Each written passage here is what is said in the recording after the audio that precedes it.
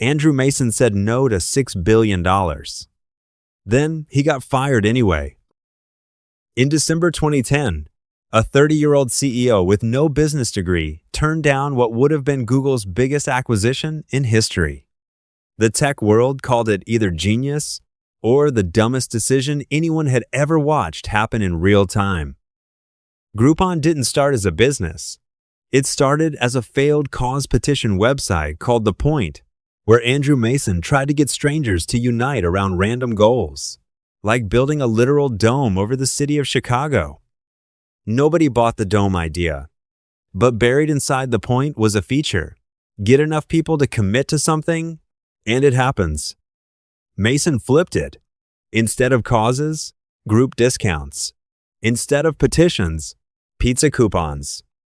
By late 2010, that pivot had become the fastest growing company in the history of the internet.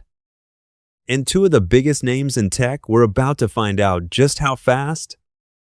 Yahoo moved first. In October 2010, they came in with an offer rumored between $2 and $3 billion. Mason turned 30 in the middle of the negotiation and turned Yahoo down in the same breath.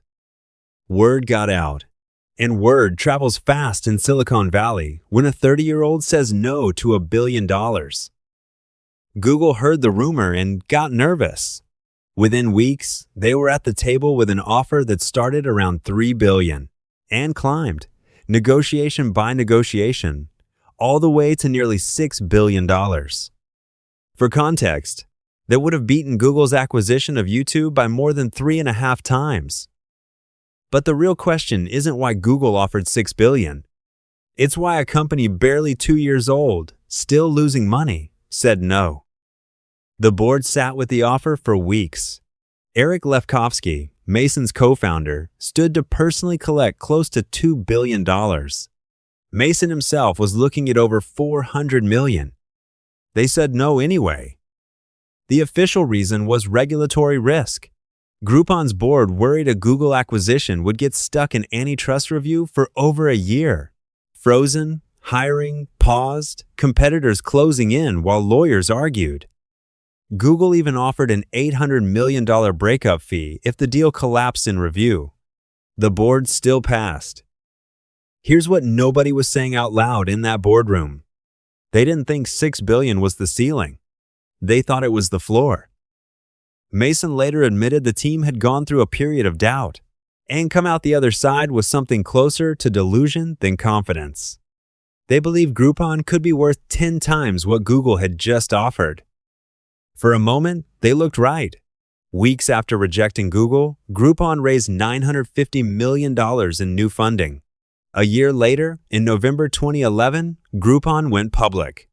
Opening day valuation, $16.6 billion. The largest U.S. tech IPO since Google itself, 7 years earlier. But that wasn't even the part of the story people remember. The part people remember started 2 weeks later. The stock began falling almost immediately after the IPO. It didn't stop. Within 18 months, shares had cratered so far the company faced delisting and had to do a reverse stock split just to stay listed on the NASDAQ. Here's what the genius founder said no to Google story conveniently leaves out. Saying no wasn't the mistake. Believing the no proved they were right, without ever stress testing that belief was. Groupon's board didn't turn down $6 billion because they had a rule, written down years in advance, the way disciplined founders do. They turned it down because they got high on their own growth chart. There's a difference between conviction and momentum runs out.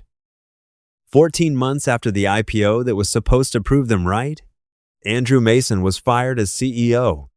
His resignation memo opened with a joke. "I was fired today."